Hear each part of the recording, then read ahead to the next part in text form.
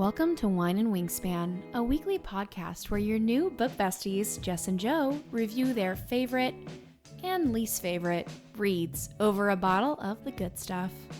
We're here to have a good time and certainly don't want to ruin yours, so please check the title and trigger warnings so nothing is spoiled. You may find that your opinion differs from ours, and we want to hear about it. So follow us on social media and let your voice be heard in our comments. Without further ado, cheers! Listen, My ADHD would make this a mess. I'd be like, okay, we're going between here, your here, ADHD here, here. and my OCD, we are unstoppable. And with that, hi everybody, welcome to this week's episode of Wine and Wingspan. It's a different episode. It's a virtual episode because we're not together for the holidays. We're apart. The distance, it hurts. It's so great. I can't touch you. So we are going to get into Crescent City today, and we're both super excited. Like, Jess and I have been sitting here talking theories. We've been texting each other theories like constantly.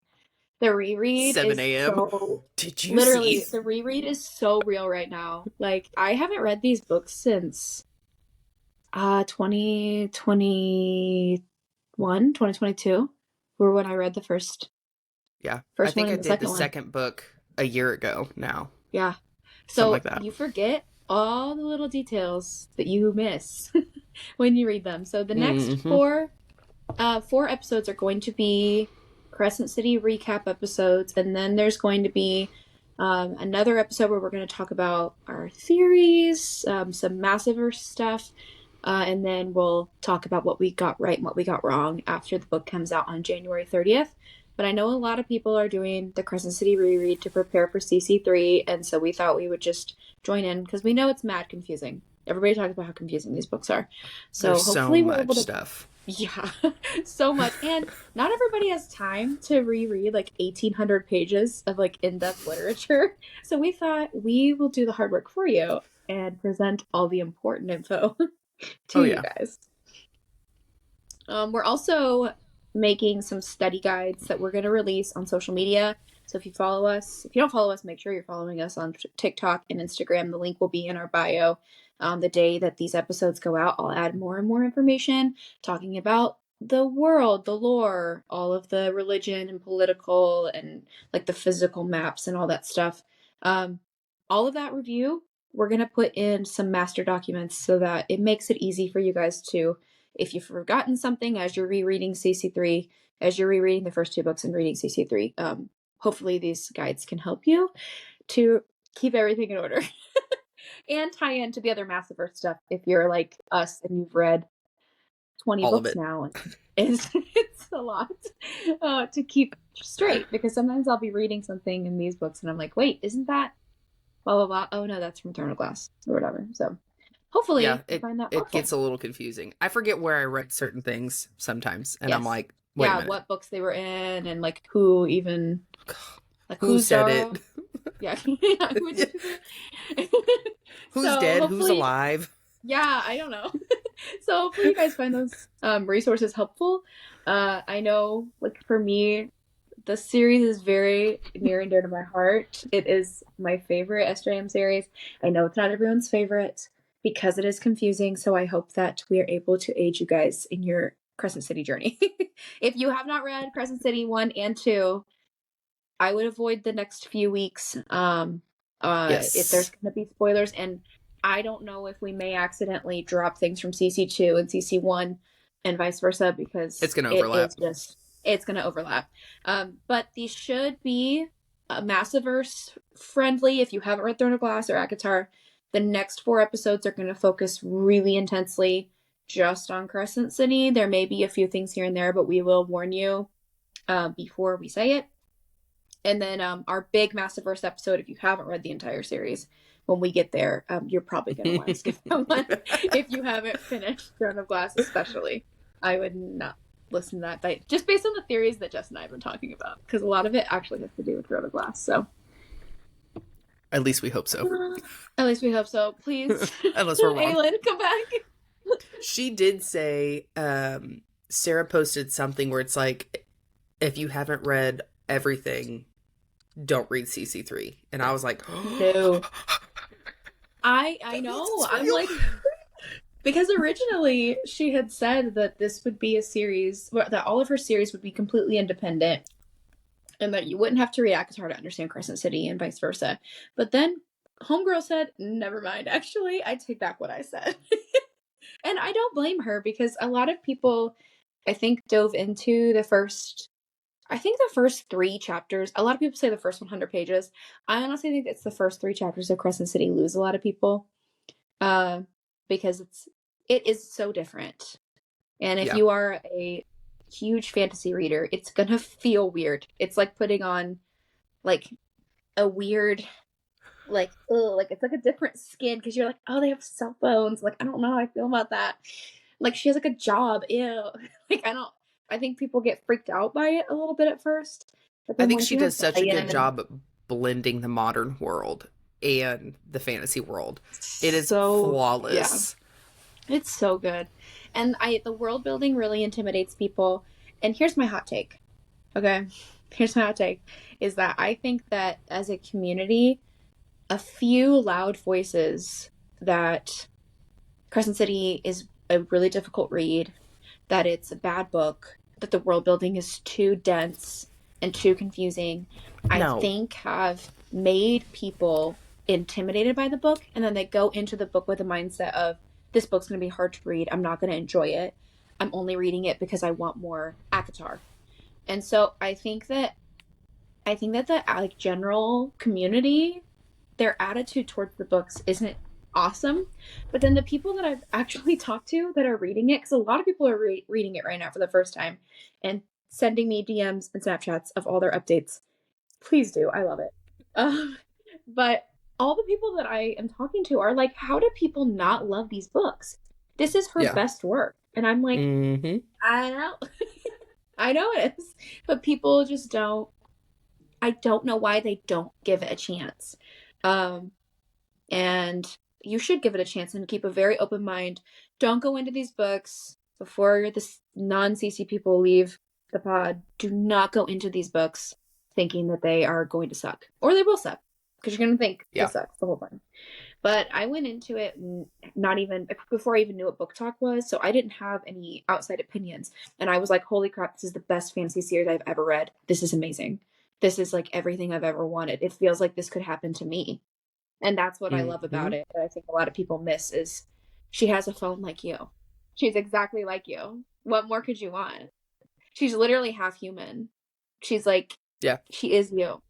So, give the book a chance, guys. Stop telling people it's scary. It's not scary. That breaks my heart when I hear it. And people are like, I don't want to read it. I think I'm going to skip it. It's too intimidating. I'm like, you're missing out on such a great series. That breaks my heart. I don't feel like it's intimidating. I think if you've read Throne of Glass and you've read ACOTAR, so many things overlap that if you've read, my cat is like doing something. If you've read those, things will feel familiar. I think 100%. Like, okay, so as for the world, the one thing where I was like, whew, this is a lot. And I was like, okay, I have to pay attention. I can't just quickly read this and get to the smut like I feel like a lot of us do sometimes. We speed read it. You actually have to pay attention. Is when it comes to, you know, the heads of of Crescent City, the 7 Fae Kings. You've got a lot of stuff, but a lot of it's really repetitive. The 7 Princes of Hell, 7 Fae Kings, 7, you know, heads, 7 Asteri. So there is a pattern to those things, and at first it seems like a lot, but you don't have to memorize it all at once. Yeah, like you're also come like back up. Like from a literature perspective, like of course, I love that she, instead of it being like this corny way that a lot of fantasy authors do, and like even in some of her other books, like she'll be like, oh well, it's okay. You know who actually is notorious for this? Jennifer L. Armentrout is notorious for this, where Poppy will ask a question so that JLA has an excuse to do like a huge paragraph of world building. But that's not what SJM does in these books. She's like feeding you information as you need to know it throughout the first book. And then by the end of the first book, you have the whole world is set up. I think a lot of people are used to this inner voice Feyre perspective because they're coming straight. A lot of people come straight from ACOTAR into Crescent City, which I think is a mistake, because in ACOTAR It's a first person series, which is totally different than Crescent City is in third person, which makes a huge difference. And Feyre, you're hearing her thoughts, so you know the whole world by the time you even get to Nesta's third perspective, because you've seen it all through Feyre's direct eyes. So that's a lot different than like having to just follow Bryce around from this godlike perspective, watching her go through the world. Like, it wouldn't be natural for Bryce to be like, oh yes, in the Asteri, the seven, Danica, the seven figureheads of our world. Like, that wouldn't feel natural. And so that doesn't make sense. So that's I not what did happened. ACOTAR, and then I went to JLA's novels. I did all of hers that were out at the time, and then I did Crescent City, and then I did Throne of Glass. So That's what I did. When I got off of JLA and I went to Crescent City, I was like, oh my God, this is fucking amazing. Like, it was so intense, so just beautifully written, and the world was so beautiful, and Bryce is clever, and you know how I feel about JLA though. So it was a breath of fresh air for me. Oh yeah. Yeah, I mean, I did this exact same thing, and I like Blood and Ash, but Poppy is very annoying in that, where she'll just ask questions, and I'm like, we get it, JLA. You're trying to honestly just have an author's note at this point. Like, I cannot. SJM does not do that in these books, and so I think a lot of people that are used to that type of writing are like, wow, this is really difficult. I have to like keep a spreadsheet, and I'm like, but do you? Mm-mm. Do you have to keep? But a if you spreadsheet? do, No. we're gonna make one for you. Yes. If you do want a spreadsheet, we have a spreadsheet.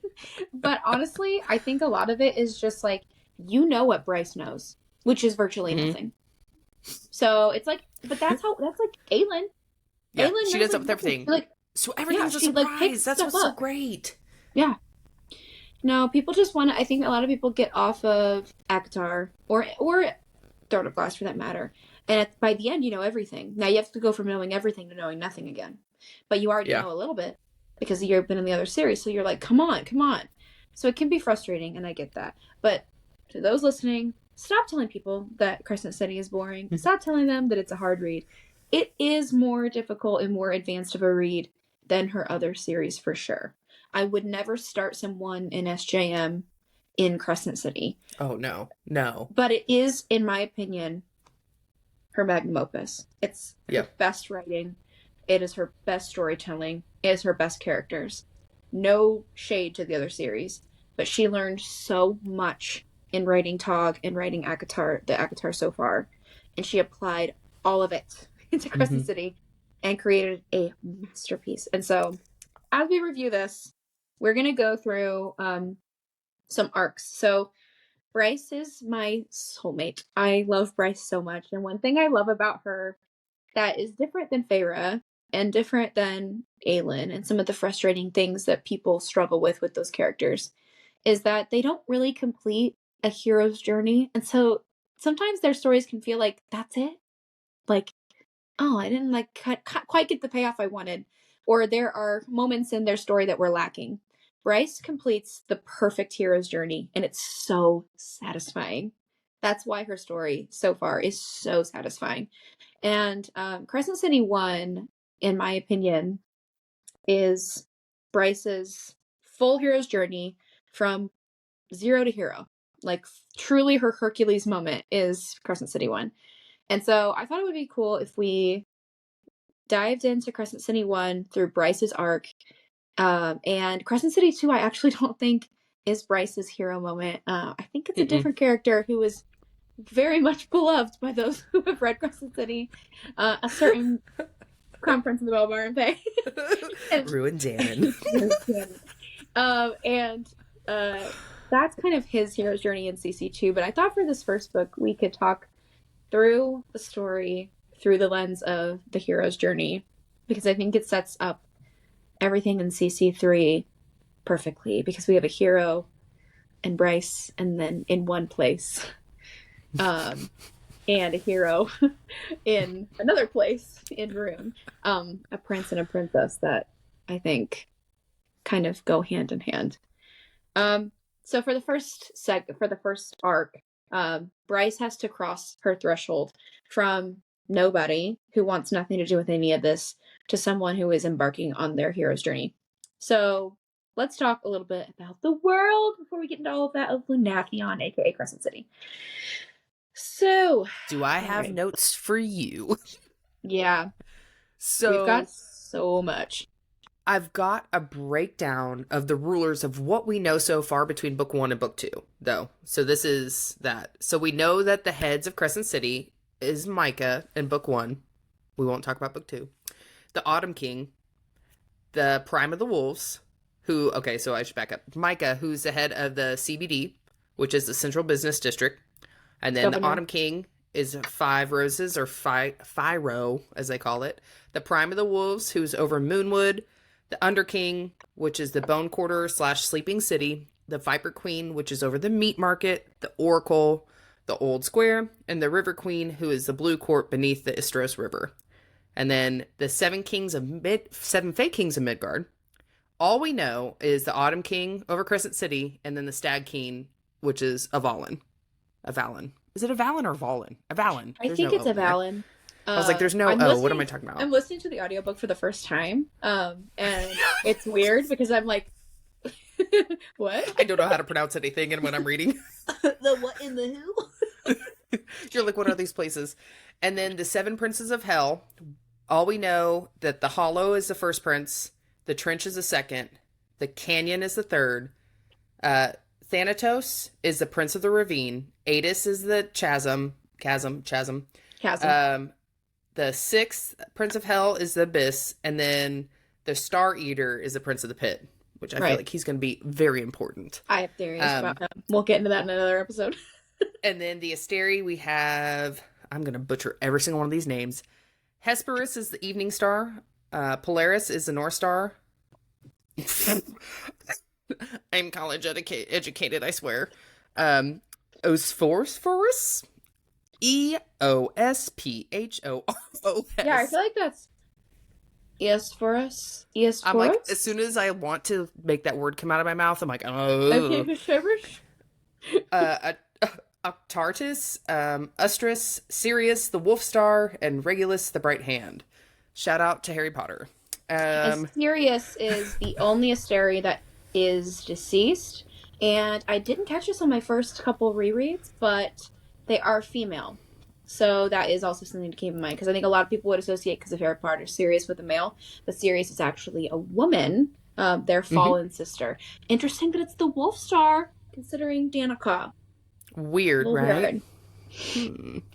But that's it I have on rulers. I mean, you have your 4 houses of Midgard too. Yes. Earth and Blood, Sky and Breath, Many Waters, Flame and Shadow. In our cheat sheet, we'll put who falls under what. That's way too much to do. The planet that we're on is Midgard. The continent Pangera is where the Asteri's palace is. And then Valbara is where Crescent City is. So we have 2 continents that they talk about a lot going back and forth. That we know of. Yeah, that we know of. And then the 7 gates of Crescent City, which I just want to talk about the gates, but I'm not going to get into it. You have the Heart Gate, the Dead Gate, the Mortal Gate, the Angel Gate, the Rose Gate, the River Gate, and the Merchant's Gate. And I feel like that kind of, before we go into the gods and goddesses lore and stuff like that kind of sets us up for the world. Yeah. Unless you can think of something I missed. Yeah, so basically it's a lot of 7s, which is interesting because in like biblical canon, 7 is the number of completion, which is interesting. And when you think about Sarah J. Maas, she is comes from a Jewish background, so you have to like think of that religiously whenever you're thinking about the author's context. So she uses a lot of biblical imagery in these books, and so obviously we got angels and stuff like that going on, but a lot of 7s, which is very interesting. I can get into a whole religious theory I have on these books, and the light and stuff like that. But there are 7 quarters, 7 gates. We do know about the gates. A little fun fact is that they are carved from quartz, which was mined from the northern mountains. So keep that in your mind a little bit when I get a little farther from here. We also know in each of the 7 gates, there are 7 gems for the 7 quarters. So emerald and a rose for the 5 roses, opal and wings for the CBD, ruby and a heart for the old square, sapphire and oak tree for Moonwood, amethyst in a human hand for asphodel meadows, tiger's eye and a serpent for the meat market, and onyx and skull and crossbones for the bone quarter. I'm gonna in the cheat sheet, I don't have them right now, but I will have a meaning, like a common meaning for each of those gems, because gemstones historically, like metaphysically, have meanings, and I know that she likes to add trinkle, like sprinkle little stuff like that in there. So I'm curious to know if each of these stones has a meaning that kind of correlates to each of them. Like I know tiger's eye has a lot to do with psychic powers. Really interesting that it's with the meat market, with the Viper Queen. So interesting. There's also on each of the gates a small round disc that's below each of those gemstones, and each of them have a plaque that say "touch at your own risk" and a rule not to touch them between sundown and sunrise, which is another little interesting tidbit.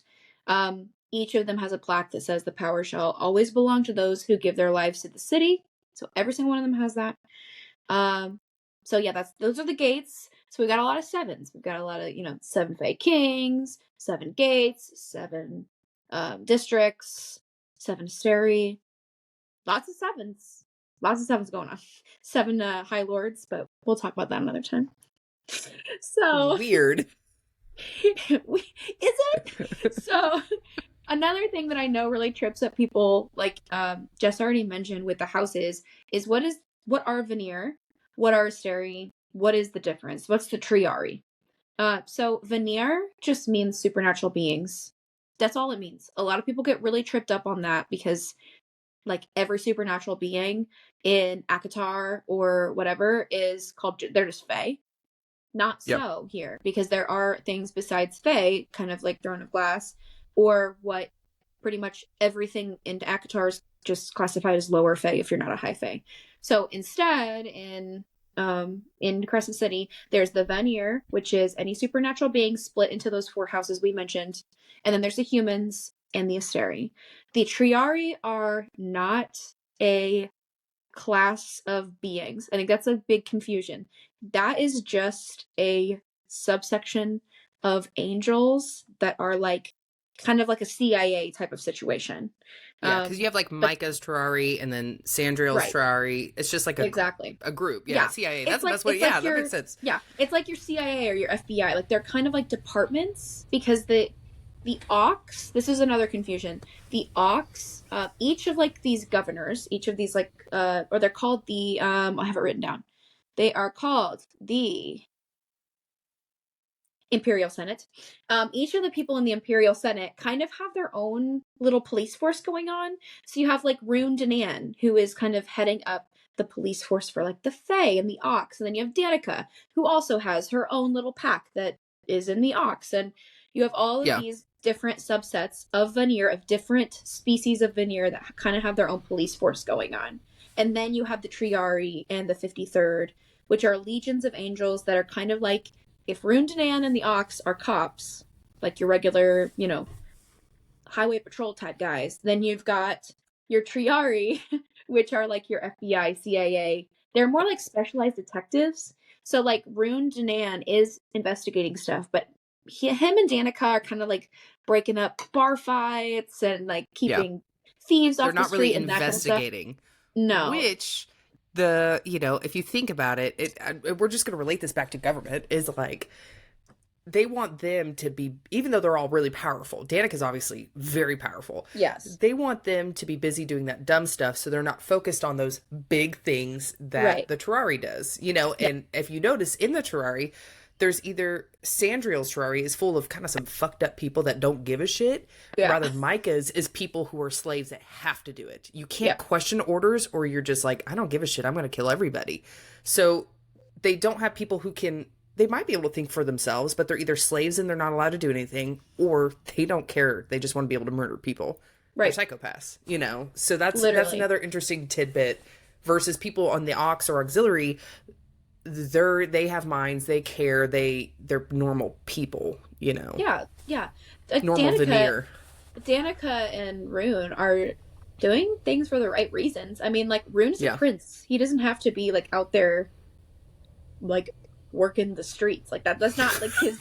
That's not. Oh. He doesn't have to be doing any of that. I think he genuinely just wants to like do something and keep people safe. Whereas like the angels, it's kind of they're in their own little thing. Like they've got their own politics within the angels because of this rebellion that happens 200 years before when our story takes place. There are slaves within slaves and that's not really as much of a thing throughout CC. There is much more of a caste system in CC than we will get into in this episode, but you can check out the study guide and it will get much more in depth because there are slaves, and the humans have only very recently gotten some rights. So, but a few of our characters that we will talk about are indentured servants for various reasons, and we'll get into that with each character.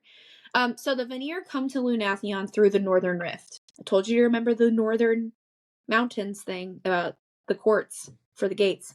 Real interesting to me when I was doing this reread where I was like, wow, so they come through a rift in the north and all the gates are made from quartz from the north. So the Asteri which okay, so I found this timeline somewhere else, which this was like this other bookish, Yaz the bookish, like YAZ dot the dot bookish. So shout out to whoever that is who found this. They actually did a beautiful timeline where it says 1,000 years after they were kicked out of Prithian. She drops Prithian. I don't know about that yet. So X on that, but the Asteri found Midgard and conquered it. We know they found Midgard. We know they conquered it. And then the Asteri failed to conquer Hell around the same time. And then we have the Vanir era after that, where Queen Thea and the Starborn Fae leave Prynthian, which I don't know if that's right either, behind, but I do know that she left somewhere. But she's dropping Prythian. This is 99% canon, because we know the stories of which we'll talk about here in a little bit. The story that Rune tells about the beginning of Lunathion and the Starborn Prince lines up almost exactly with the story of Mount Remael. So we know that this is like almost 100% canon, but we don't know for sure, obviously, yet. We won't probably know until CC3, but we can talk about that another time. So he does say, so if it's 1700, they say AE, so that's Asteria era, versus 1 VE, which is beginning of Vinair. Oh, this is going to be horrible. Era. Queen Thea and the Starborn Fae left their home behind for Midgard, 15,000 before the events of the House of Earth and Blood, so before our first book here. And then the first wars happen with the Asteri and Peleus versus Hel. So the Asteri partners up with Peleus, who is the Starborn Prince guy, and they try to take over Hel. And then the first wars lasted a year, and the Prince of Hel were defeated and banished to Hel. Peleus kills Thea, and the Star Eater devours Sirius and kills Peleus, and then the rifts are sealed. So a lot of stuff happens. Yes. So that's how Sirius dies. Canon Sirius doesn't die. He's just in the rift. Anyways, but that's fine. So that's where, as far as I got on kind of the history, I guess, with the Northern Rift. Yeah. The Northern Rift is very important. Yes. But I don't know why I picture like a little... Did you ever watch Doctor Who? Yes. I know exactly what you you're know, the talking little about. rift? Yeah. See whatever I they literally, say. what I see is like when she has the cut in the wall. Yes, the crack that's all in the I wall. can see. That's all I could think. Yeah. I have no Literally. idea how they describe the Northern Rift either. But even if they described it as something, that crack in the wall is going to be it. That's all I'm going to be able to picture. It's rift in time and space. Forever. So that's so they come to the Northern Rift, and humans, before that, humans are the only thing here. Yes. And so they are enslaved, and only recently the Imperial Senate of Lunathion, the council that we've been talking about, has given them freedom. But they have to go to the military to get their freedom. So, to be clear, this is a puppet government.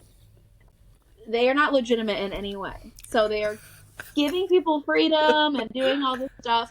The Asteri are the ones that are in charge. They are Yeah. this Senate is great and everything, but they're not really doing anything of No. like major, and their hands are tied, and you really see that the Autumn King is probably the one that we get the most time with and interaction with, and you can see how tense he is.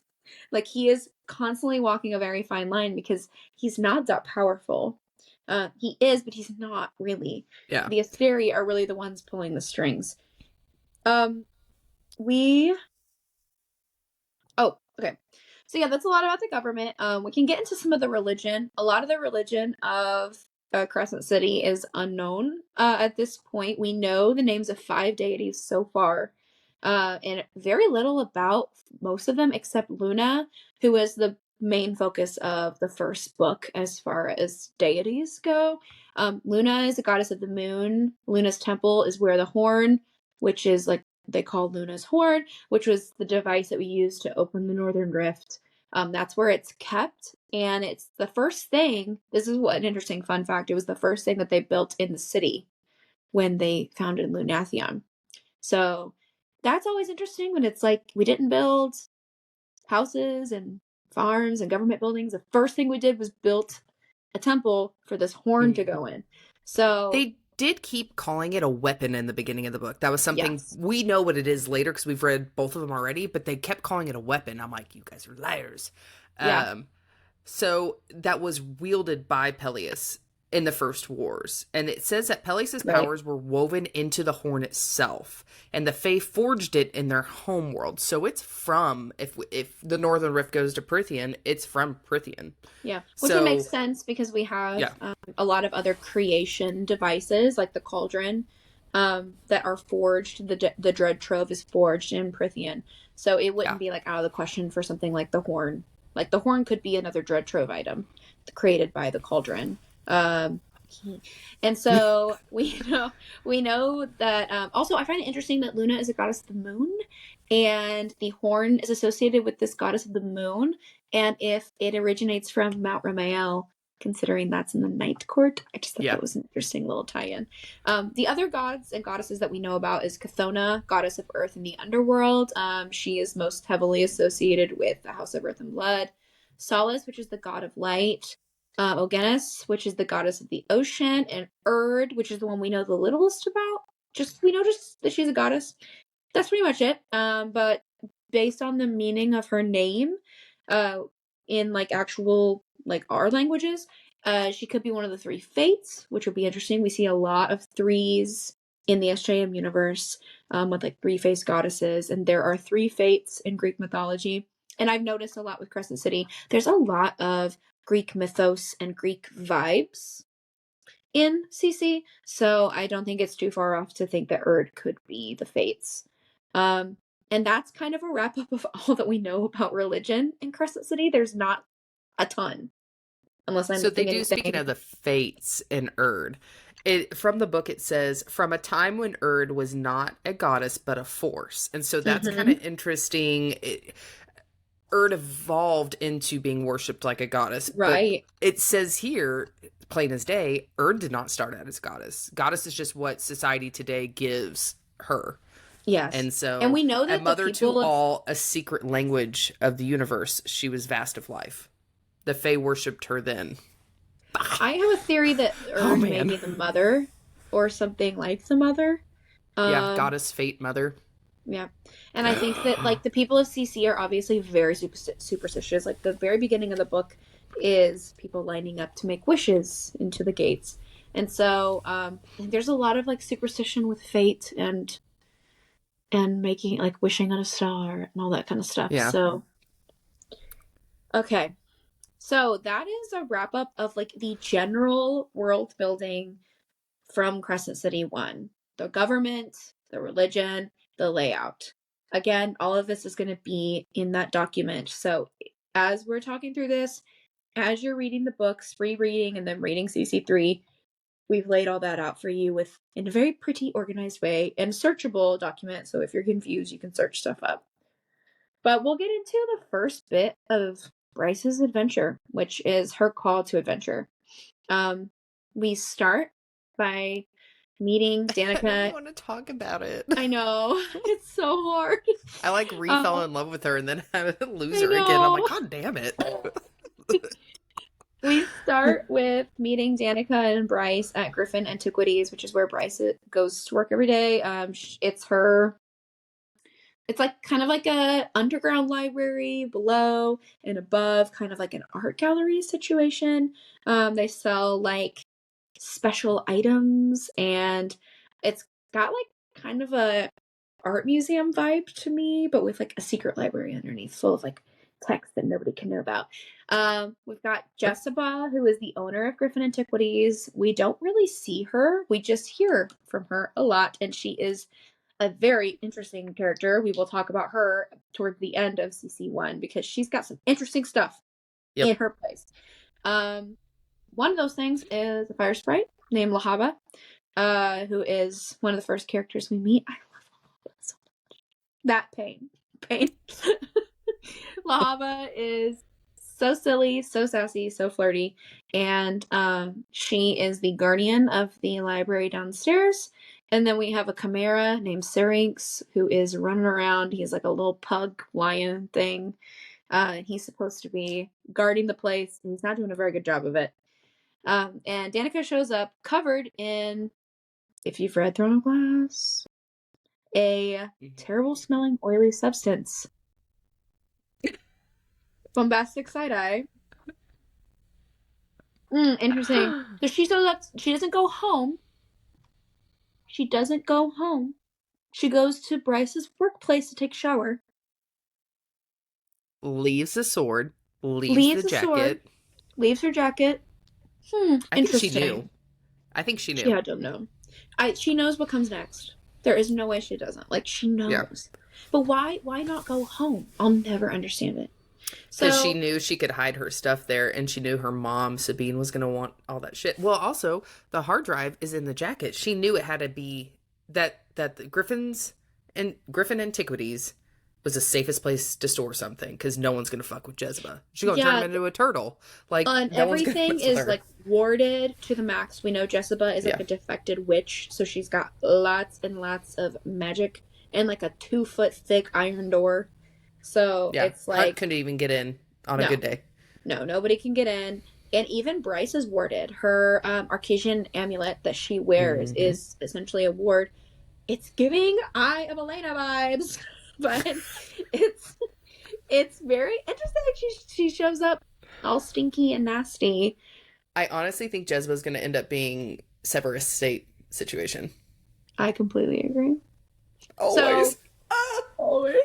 So she shows up, gets ready, and she lets Bryce know that Briggs, who's a terrorist, who tried to bomb the White Raven, he is due to be released. And Danica is the one who put him away, and she is pissed. She is so upset. So she's going to go meet with Archangel Micah, who's the governor of Crescent City, to demand that he not be released.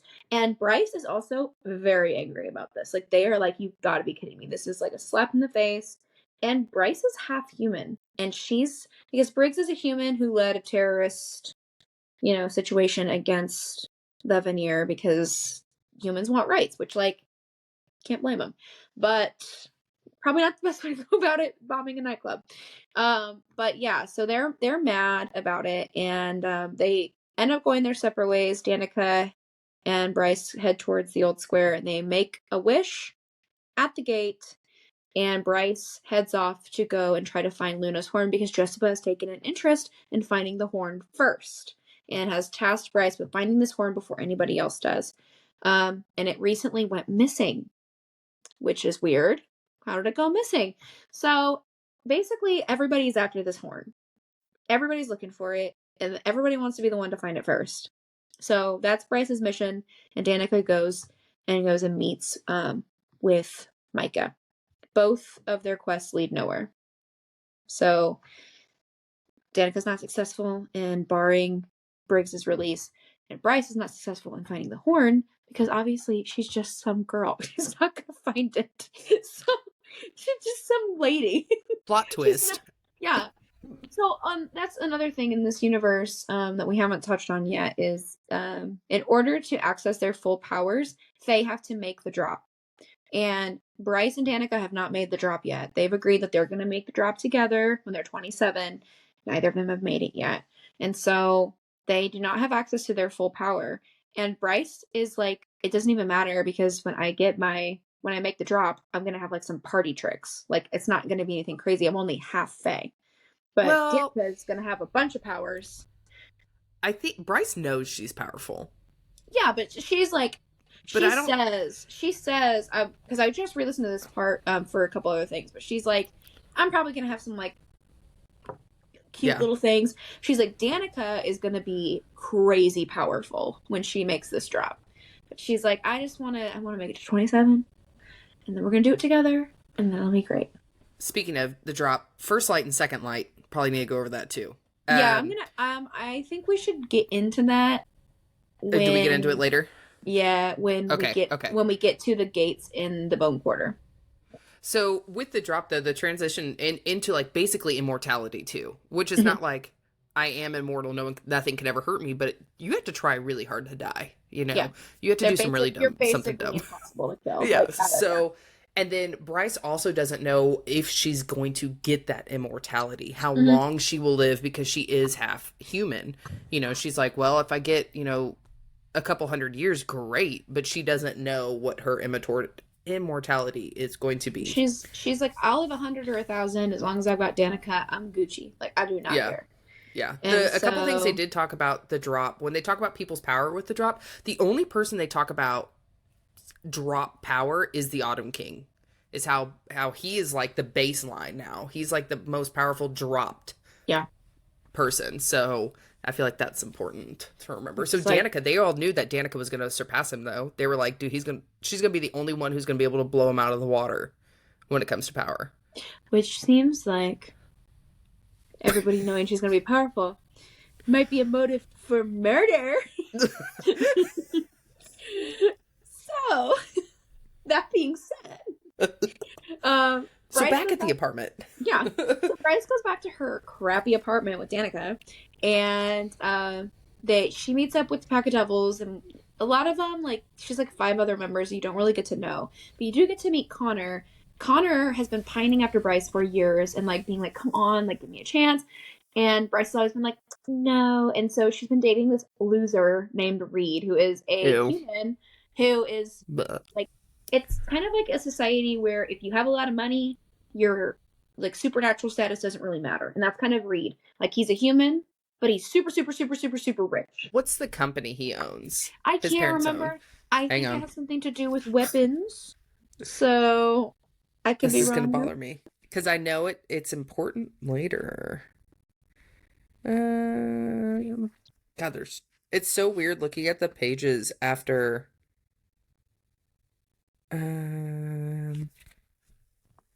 That's weird. Oh God, I don't want to get to that one chapter. I know. Don't look at it. I'll start like crying awkwardly. Okay. Oh my God. Okay. Keep going. I'll find it in a second because I'm like, I know this matters. So Connor and Bryce are flirting a ton, and Connor is constantly like, give me a chance, like, let's go out. And she's like, how about this? Like, I'll give you a chance. Like, I think she says, like, if he doesn't show up or something like that, then I'll give you a chance. And then he's late, and he's on his phone. And he's on his phone the entire time. So she's like, okay, bye. And she just dumps him. So she texts Connor and tells him, like, I'm going to give you a chance. And that's kind of how her date ends. But what does he do? Danica written, this is during her date, dump the limp dick bastard and put Connor out of his misery. Yeah. Danica's like, dude, just help a brother out, man. Yeah, she's the ultimate wing woman. So it is called Rednear Industries, and they have famed tech lab and vaulted the company into unprecedented fortune. So he's just loaded. Yeah. Loaded. But I think that they have some kind of tech connection, which makes sense with the what happens with the horn. Mm-hmm. Danica used to work there. Danica did work there. Yeah. And Danica was rich enough. She never had to work. And she was a history major in college. Okay, yeah, so we should probably So talk about was Danica Ethan, before we by get the way. Connor's brother? Into... Oh, really? Mm-hmm. Before we get Fun into fact. the next scene of what happens, let's can't talk a jump little ahead. bit about Danica. So Danica is the alpha of the pack of devils. She is the heir apparent of the prime of the wolves, but she hasn't, I don't think, been officially named an heir. Sabine is still the heir. I think she has to drop first. Yeah, was what they were waiting on. It's very obvious that she is going to surpass Sabine, because her grandfather, the alpha, or the prime, gives her his sword, and so it was a sword that was supposed to go to Sabine. And I think from then on, Sabine is real angry because her daughter is a threat to her. Real interesting mother-child dynamic there, but yeah, she's whatever. an asshole. So that's kind of like Danica. She's got like white hair with like color in it. She's like super cool, and she kicks ass, takes names. She's very BA, but and we love her. But she is a history major, which is something I missed like the first 2 rereads, and then this time I was like, she's a history major, and she works at this tech company. I'm like, are you just like completing side quests, Danica, or is this all for a purpose? So I think it's for a reason. She also likes to hang out at Griffin Antiquities, and she's one. So Jezebel does a lot of surveillance at all times, and throughout the book, Jezebel's like texting Bryce, like, "What the fuck are you doing? Why aren't you working?" So she's looking at these cameras. This downstairs library, Jezebel lets Danica go down there. Because if she wanted to, she would have just been like, "Fuck you." Yeah. So she's a history major. Likes to go into the antiquities place, not just to hang out with Bryce, but she likes to go downstairs and looks at the books. And we know what kind of books that Jessica has down there, which are not books that she should have or supposed to have, but she sure does.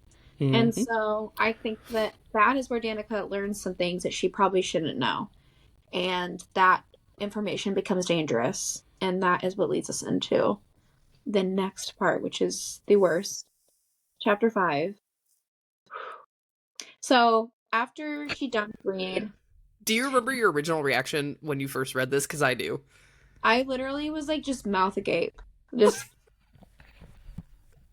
I could not believe it. I was like, already? Sarah. I was like, oh, why did we just do all this to like make me like them and then immediately take them away? What the Seriously. fuck? I was very confused. She texts Connor. Bryce texts Connor. She's like, I'm going to give him another chance. And then she goes out with Juniper Andromeda, who is a friend of hers. She's a fawn. She's a ballerina. And Fury, who is an assassin. Side-eye.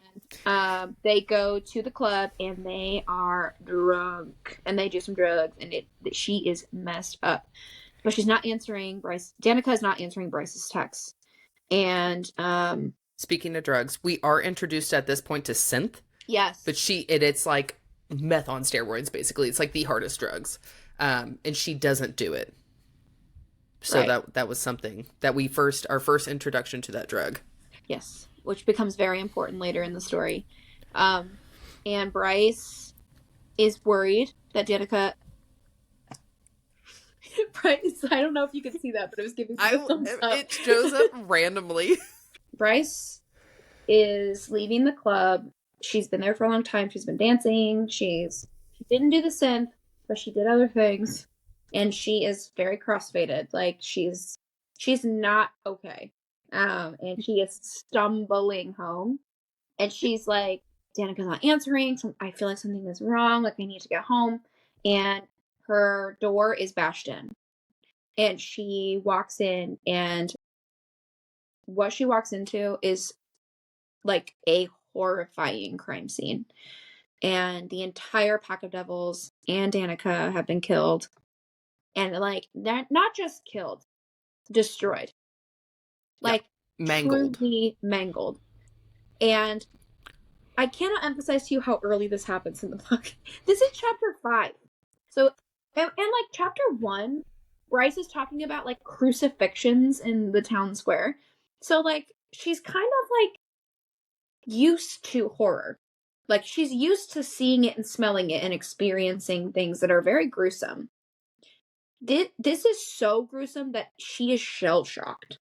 Like, she goes into shock. And then... Yeah.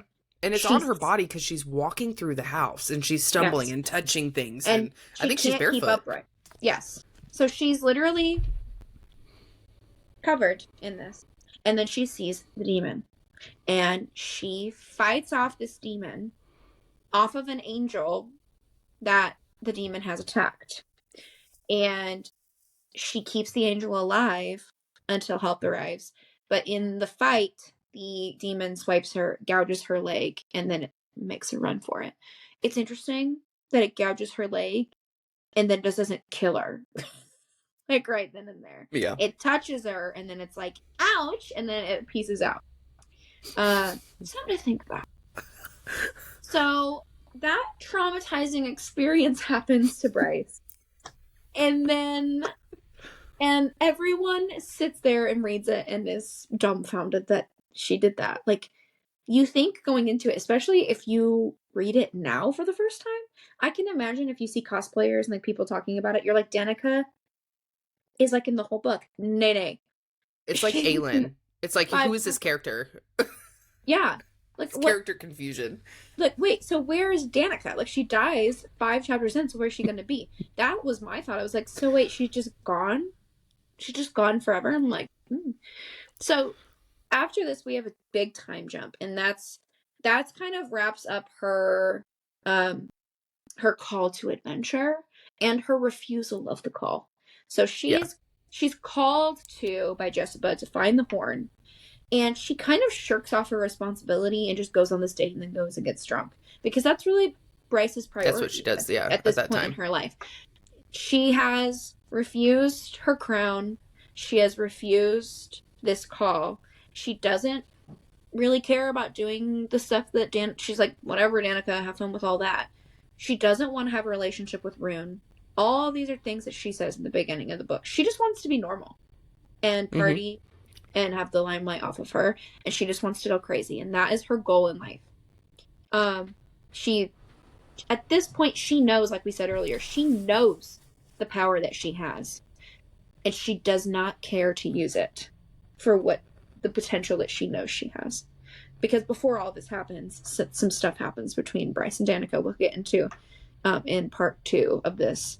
But she knows what she's capable of, and she is living in denial. She even knew it when she went to the Oracle. Yes. She's known. Randall and Emery have prepared her because they know. I truly believe they know her potential, her capability, and she is squandering it. She's like, I'm going to get wicked drunk until I turn 27, and then I'm going to get wicked drunk for 80 more years, and if that's all I've got, fan-freaking-tastic.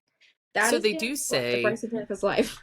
When she first meets Hunt, this is during like the interrogation portion of this, and they put her in a room and they're trying to figure out the story and they're interrogating her, and Hunt, he ends up pulling Danica's file and Bryce's file, and basically Bryce was like a model citizen until she met Danica, and then Danica ended up kind of going on the straight and narrow whenever she met Bryce. Sabine also comes in at this point. And this was one thing that I was like, ooh, Sabine knows everything. You can't trust her one bit. Is she ends up saying to Hunt, she's like, that stupid bitch couldn't keep her fucking mouth shut, talking about Danica. She just didn't know to leave anything alone, blah, blah, blah. And Hunt's like, what are you talking about? And she's like, nothing. Throughout this whole thing, Sabine knows everything that ends up happening. She knows it all. Sabine also does not like Bryce at all. There is no lost love between them even before Danica dies. And she's not welcome at the funeral, and that is something that kills Bryce. And we'll talk about that in the inner cave. But when somebody does die, they put them in a boat to cross the river. Right. And the boat can tip over. If the boat tips over, then they were not worthy. If it goes across and sails just fine, then they were worthy. So the pack of devils and their send-off, they all cross the river fine at this point. So then 2 years later, and what I did imagine was the the Twilight Bella, the camera going around her in a circle when it's the season. Yes. There's a possibility. Literally. That is literally what's going on. Because nothing really happens for 2 years, and you're like, nothing? You're going to tell me nothing. But she was just depressed. No, she was just depressed. Super depressed. She was just having some minty bees. Okay, so now we're going to get into moving out of the call to adventure and her rejection of that call into meeting her mentor. And there's a couple mentors that I think Bryce has. Some of them, not great mentors, but some of them, mentors nonetheless. I think that she really has three or four main mentors in this series without realizing it or not. First of which is Danica. Even after her death, Danica is leading Bryce. To the end of Crescent City 2, she is leading Bryce. And so, oh my gosh, he is just like having a complete meltdown. Can you hear him? Barely. Okay. Like, I don't know what his issue is. Is he getting tired? So anyway, well, he woke up from his nap, and they're just all sitting there. I'm like, you gonna get a walk around a little bit, or give him a toy, go on a drive. I don't know. Bye. Yeah, just leave. Okay, so I think her first mentor is Danica, both in life and in death. Danica is leading Bryce on this journey, and has left a lot of clues behind even after her death. Whether intentionally or unintentionally, I don't think that Danica knew that she was going to die for very long, and I think that she tried to leave as many breadcrumbs as she could once she realized that her life was at risk. So I think that's probably her first mentor. Another mentor that I think she has is Lahaba. A little bit different, but I think Lahaba really mentors her in letting go and being a good friend, because a lot of people would argue Danica's not a very good friend. And true. Yeah, Bryce and Danica really love each other, but Danica's not a great friend. Danica kind of teaches Bryce the truth. Lahaba teaches Bryce what it is to be a good friend and a good person. Micah is a mentor. I don't know that he's a great one, but he is a mentor in that he does set Bryce on a journey, a series of events, and kind of directs her in the way to go. And her fourth mentor is, in my opinion, Rune Danan. I think he becomes a mentor to her in how to be what she doesn't want to be, but ultimately must become, which is a princess, a queen. And she was a princess. She was a princess. And so each of them play a role in her development into who she is, but for better or worse, each of them play a role. And so 2 years later, Bryce is still working at Griffin Antiquities, which is crazy. I thought she would have a complete change of life, but she stays at Griffin. No, through it all. She does talk about, I think it was before pre-chapter 5, that there's a file on the computer with full of resumes, and she's like, eventually I'll leave one day, and then Danica dies, and then she never leaves. I think she just became complacent. Yeah. And Jezebel does end up letting Danica lets Bryce buy Syrinx as like a take care of yourself. But Jezebel kind of lets her kind of do whatever. I think Bryce wanted to be left alone. Jezebel left her alone for the most part. Like, she's always gone doing something or whatever. And I think that's why she probably stayed, is because she's like, if I go get a job somewhere else, you know? Oh, yeah. I think Jezebel also becomes a bit of another mentor to Bryce, where she's also leading.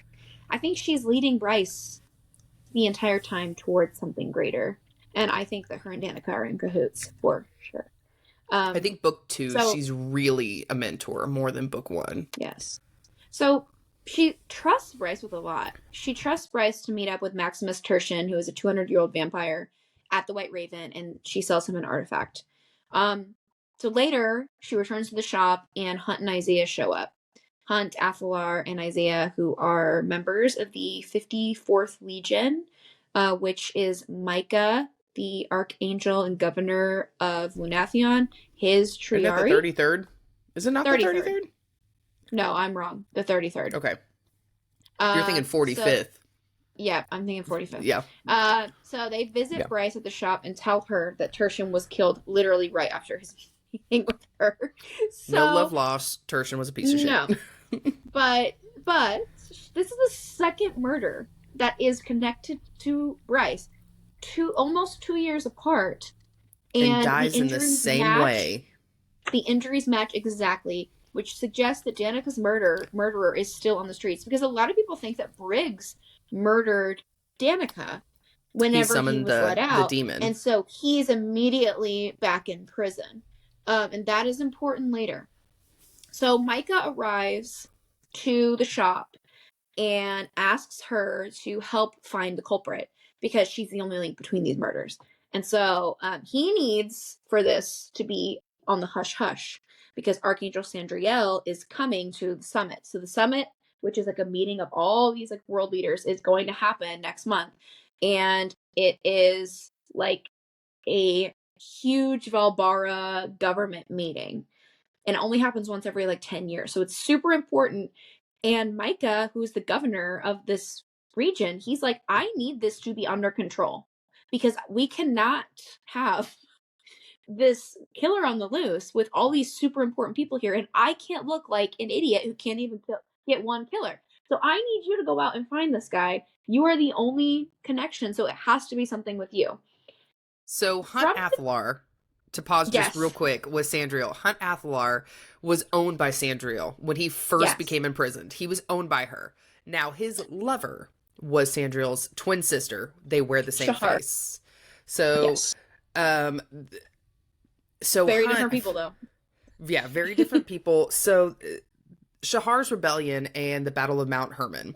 So to throw this in there super fast before we get into it, is 200 years ago, Shahar the Daystar had rebelled against her fellow archangels and her twin sister Sandriel and the Asteri because she wanted a world free of rigid hierarchies.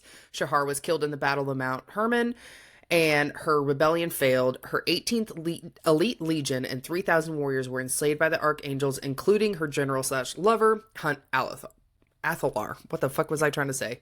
Hunt Athalar. So he was her main general. He also came from like nothing. He has no title or anything. He was a bastard. So they say. And he basically now was sold to Sandriel, who sold him to Micah, and Micah made him a deal. Micah said, if you repay the lives that you took during this battle, which is like in 2000 something, then I will let you 2,217. Boom. I knew you were going to have that fucking number. I fucking knew you were going to. And I was like 2000. No, I know. He's my man. He has taken 82 of the lives so far. So, and man is exhausted. Man is like, I gotta do 2,000 Umbra Mortis. 100 more of these. He's like, I cannot continue this. And so, we'll get into why he takes this job working with Bryce on this case here in a second. Because he does not want to. When they show up, I do have to point out the fact he shows up there and he tells her, oh no, I bookmarked this. I swear to God, I'm the worst at like not putting all my shit in one spot. Like, it's in the book, it's in this notes, it's in this notes, it's fine. It's in my phone. I texted. They're waiting outside, and she's like not letting them in because Bryce is petty, and we love that for her. Yes. So Isaiah says, well, maybe she's not here, because God love him. He's just like, well, I don't know. And Hunt says that she's here. The scent of her still lingered on the sidewalk, lilac, nutmeg, and something he couldn't quite place, like a gleam of the first stars at nightfall. Just to throw that out there for later. The fucking foreshadowing Sarah does pisses me off. I'm like, why did I never notice? It sounds a lot like Dusk. I can't wait till the crack theories. We should have done crack theories first. I know. It's fine. So that is her mentor. So she's been called into adventure. She's like, nay. Then basically the fates are like, yeah, you're going on an adventure, my guy. So these mentors show up and she crosses the threshold. So the next part in her journey is crossing the threshold. At this point, Bryce is barely hanging on emotionally. She has done a lot of things she said she would never do. She accepted her father's money to get an apartment. She lives alone. She is always alone. The apartment was owned by Danica. I thought her dad bought it too. Oh, yeah. It was owned by Danica. Yeah. She gets his money later. That was a later thing. I got that really confused too. I completely forgot about that. Okay. Yeah. I put that at the wrong point in my notes. Okay. So, scratch that. So, Bryce is barely hanging on emotionally at this point. She lives alone, and she is alone in every, like, truly every aspect. She's starting to have more... She's a depressed little baby. She is. She has kind of more of some talking with Rune. She is still friends with Juniper and Fury, and she has Lahaba at work. But, like, none of them can understand the trauma that she's been through. And Ethan, like, the last remaining member of her friend group with Danica, is like, you're not welcome at her funeral, and, like, has no contact with her at this point. And so we know that at this point, Bryce has at least once tried to take her own life and was only barely stopped by Juniper, because Juniper just called to check on her and, without knowing, talked her off the roof. She, like I said, she wasn't welcome at Danica's funeral, and we know that she has so little regard for her life at this point in her future that she goes to the Underking and barters her own soul to ensure that Danica is accepted into the underworld, which we learn about way later in the book, but it is something so freaking heartbreaking. She is just drowning herself in... If people thought she was a party girl before, she is literally drunk, high, sleeping around 24/7, and generally just living like an extremely unhealthy lifestyle. She's supposed to make the drop with Danica, but Danica's gone, so she just has no thought for the future. Like, she's not applying to these jobs she wanted. She has no future plans. I don't even think at this point she has a plan to make the drop. She's just living day to day, and if she dies, she dies. That's Bryce's entire vibe, which makes her a really interesting character because she does not give a crap about anything. Like, she will do anything. She does not care. And however, it's sad because she just has no regard for her own life and no regard for consequences at all, because nothing worse can happen to her in her life. Like, nothing worse can possibly happen than what has already happened to her in losing Danica. And that's why, before we started recording, we were talking about, in a lot of SJM books, you have your first love and your true love. And I really, you have, Feyre has Tamlin, and then she's with Rhys. And, Aelin, we can't even get into that, but she got a lot going on. But with Bryce, you have Hunt, who, spoiler alert, he's endgame, and nobody gets to tell me any different anymore because SJM said it herself. But she wrote, what if the first guy she falls in love with is just the guy to the end? Like, that was her idea. But I don't think that Hunt is her first love, even though he is her true love. I think that Danica was her first love. They truly were soulmates. And when she loses Danica, she loses a part of herself. And personally, I've lost a friend at a really young age who I was very close with. I talked to a lot of people in the book talk community who related a lot to Bryce's story.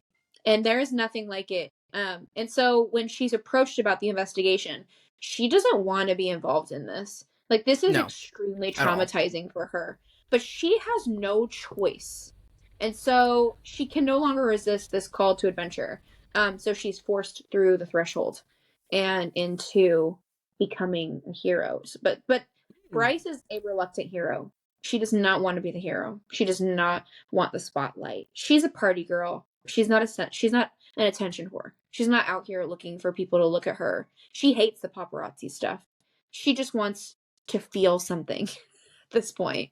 And so it's sad that she's forced into this, but it is ultimately what leads her to healing, because at the time she's not healing. She's just surviving.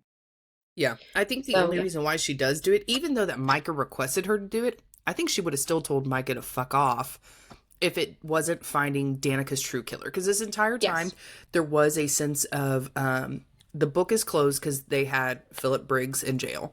He was the killer. He's the one who killed him. So there was that sense of just ending that chapter. But now that chapter's reopened, the killer's still out there, and she's not going to rest until Danica's killer is gone. She also does have a soft spot. She is very caring of a character. She's kind of an asshole, but she is very caring.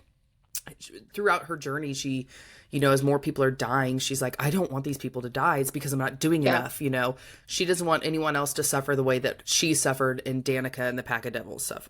Yeah, I mean, she carries a lot of guilt for not being there that night. And I don't think it's like, what would you have done? Yeah. I don't think that Bryce could have actually stopped anything, but I think that when she realizes there's a connection, I think that she feels responsibility, and I think a lot of it has to do with the fact that everybody that mattered to Danica that was left basically blamed Bryce, even though Bryce had nothing to do with what happened to Danica. If anything, Danica has everything to do with what happens to Bryce. Bryce is just nobody. Bryce is just living her life. She was just trying to go to college. So Bryce accepts this and so that is her, she is forced through the threshold, and that kind of completes her first major character arc. She is now a party princess turned private investigator, which is kind of a slay. So we'll get That's so funny that it's doing that. I don't know why it's doing that. I know. I don't know if it's going to show up on the recording, but if it does, for the visual people on YouTube, God, I hope it does. I wonder if you do a thumb if it shows up. Oh, but I haven't seen you do your thumb up though at all. I don't know. I haven't. I just updated to maybe this, it's when you iOS wave your hand. Are you doing fists back there, and then it thinks it's a thumbs up? Maybe. I've got extra thumbs, I guess. Maybe it's a ghost. So that brings us to Bryce's second arc, which is the adventure. And in the beginning of our adventure, there's tests, allies, and enemies. So we've met some of her. Are they allies? Are they enemies? At this point in the story, Bryce doesn't know. But her main allies at this point are Hunt Athalar, Rune Danon. Those are her main two allies at this point. They each have their own auxiliary characters. I think Isaiah is really on Bryce's side. I think he's on Hunt's side at the end of the day. But I think by the end of CC1, he really is cheering for Bryce. And then we've got Rune's little cadre of his own that he has. And obviously we have Wahaba and stuff like that. But Rune only knew 3 things. Yeah. And those 3 things are the most important things in the series, quite frankly. I can't wait till we get to that. I just want to get to it. I know. So Hunt Athalar is assigned to protect Bryce as she begins this investigation into these deaths. And like we talked about earlier, until only 4 years ago, Hunt was owned by Sandriel, who is the governor of Northwest Panjura. And she was Shahar's twin, and Shahar was his lover and his general. And Sandriel spends 53 years trying to break him. And when he doesn't break and turn into one of her mindless cronies, she just gets rid of him and gives him to Micah. And Micah makes the bargain that he has to take 1 life for every life that he was responsible for taking during the rebellion. So 2,217 is a huge number. It's especially huge when you realize he's already taken 2,217 lives. So by the end of this, he will have taken 4,430, 34. So that's a lot. It's a lot of murder. Yeah. And he's already taken 82. And man is tired. He does not want to be doing this anymore. And Hunt is a good killer, but he does not want to be a killer necessarily. And so Micah assigns Hunt to protect Bryce, but he also, as an incentive to convince Hunt to do this, he says he'll lower his debts to 10 assignments. That's 2,212 less, or 2,207 less. So Hunt's like, yeah, I'm going to be taking that bargain. I don't know why Hunt doesn't put, like, use your thinking cap, Hunt. Like, don't He's you a himbo. realize then that this is not going to be a good job if he's willing to lower your debt 2,207 lives? Like, that's And he not only good. thinks that Bryce is a party girl at this point, too. Bryce hasn't so his drank, file- in 2 he's years. like, oh, okay, Bryce just likes to go drink and hook up with lion shifters in the club. Like, that's all he thinks about her. I will say my favorite part is whenever he first starts watching her and she goes to the nail salon and he's like, you're getting your fucking nails done. And she goes, let me tell you. Actually, I love that moment. Bryce is so crafty. And I was talking to some people who are reading the book for the first time, and they're like, the level of banter between Hunt and Bryce and between Hunt and Rune is so good. And I'm like, I know. All the testosterone banter that's happening between them, because Yes, Ruin the and alpha Hunt holes. had gotten into a fight, not even concerning Bryce before. Right. So they already don't like each other. And then Bryce is just like, yeah, you guys are stupid. Okay, bye. And then she'll just fucking leave them. This is like a totally new, I mean, we kind of have it in Throne of Glass, but this is It's like not a this new, good though. It's a new trope of Yeah. like my brother and my boyfriend hate each other type of situation. Yeah. But they kind of like each other because they're kind of the fucking same sometimes. Yeah. Literally. So that's Hunt, and Hunt is, in general, he's that guy. Like, he's the guy in the sweatpants with the backwards baseball cap, and dude is an assassin, but he really just wants to watch a sunball game and like have some chips. And I'm like, same. Me too. I get you. People think Hunt is boring, and I'm like, the man has already killed over 2,300 people. Let him sit on the couch. He's Let tired. that man sit on the couch. You gotta take a nap. Yeah. I don't think that Rune, well, maybe Reese's, I guess. I was gonna say, I don't think any of the other guys have a kill count that high. I will say I his personality split between being Hunt, whose real name is Orion, the hunter, but we'll go into that later. That's very important. His name is Orion, but his mom called him Hunt. So he puts on his hat. They talk about his helmet, and that's when he becomes the Umbra Mortis. And that's when he really changes and becomes this guy that everyone needs him to be. And I think that's why him and Bryce understand each other so well, which we'll talk about a scene. I'm just going to talk about it. There's a scene later in the book where it's my favorite scene in all the books. When Hunt and Bryce are in the shower, and Bryce is helping wash all the blood off of Hunt. And it's a moment where the mask, Hunt's Umbra Mortis mask comes off, and Bryce's party girl mask comes off. Chapter 54. And they're able to really see each other like no one has ever seen them. And I just got to make sure I'm right before I say this. So if you don't know, I study Latin, Umbra Mortis. I couldn't get this off my chest because I forgot to talk about it earlier. Which if you Google this, it's not correct. Okay, so take this from somebody who studies this. Umbra literally in Latin translates to shade or ghost, not shadow. It is not fucking shadow. So ghost, and then mortis, which is going to be like death or body. So he's like the ghost of death, or I would say ghost of death would be the correct translation, not the shadow of death, but really it's pretty close. So yeah, he's a whole other person. And then he is truly the sunball guy with the hat, and that's who he Jelly really Jubilee is. making jokes about her, and you know, like, he just wants to live. He's never been allowed to have a normal life because he doesn't have normal powers either. You know, he wields lightning. He's so powerful, but he grew up with like a single mom, and he loved his mom, and he stayed with his mom until she died, and then he kind of got thrown into the military and then into this rebellion, and now he's a slave, and he's just one thing after another. He's never got to just exist. Live. Yeah. You know? So he's trying to find that balance, and I think Bryce really gives him that ability to be able to just That's what live. Bryce is looking for too. Like, Yeah. Bryce doesn't want to be a princess. She does not want to be queen. She just wants to live. She just wants to be normal and just have consistency in her life. That's literally it.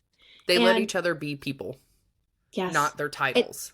The shower scene is the first time where Bryce and Hunt are both seen by another in a it's not sexual. It's not even necessarily romantic. It's just vulnerable. I'm a human seeing the human in you. Like, we are people, and like, I'm gonna wash the death off of you, and then we are just gonna sit in this space where, like, outside of the bathroom we have to be these other people, but in this space right now, like, we're letting down the masks, because Bryce says to him, "You look how I feel every day," and it's her finally opening up to him, and him, and she does it little by her little. the truth. Yeah, throughout this whole thing, they give each other things. That happens after a lot more context. But, right. One of my favorite things that the first time I feel like he gives her something when he's like, "I see you," is when they go to the gun range. Mm-hmm. And he's like, "That's a bad bitch right there." But anyways, so we're speaking of the gun range, Rue and Dannon, Crown Prince of Belzar. So at this point in the story, he's basically just Bryce Quinlan's half brother. But no one knows that. Everyone thinks it's a cousin. Yes. But we know that. And I think Rune and Bryce have a complicated relationship. When Bryce loved Rune, and Rune loved Bryce. They were very close. And Rune lashed out at Bryce, and then they stopped talking. And he said some things that were really hurtful to Bryce. But as siblings do. Normal sibling stuff. But imagine if, like, you lived forever, and so you had forever problems with your sibling, and you weren't a couple years older than them. You're a couple years older than them. You're 500 years older than them. That would be really annoying. So Rune goes to the Oracle. There's an Oracle in this world. That's something that kind of is confusing to people, but they just read your future. They're a seer. It's a big thing to do with the Fae. The Fae, it's a rite of passage for them to do. You go get your future read, and you know what your fate is, And so Rune goes to the Oracle, and the Oracle foresees that the royal line will end with Rune. Bryce goes to the Oracle, and the Oracle is blinded for a week afterwards, and the Autumn King is like, "You're not welcome here anymore, goodbye." So Rune has never told anyone what the Oracle told him, that the royal line would end with Rune. But Rune is like, yes, because Rune hates his dad.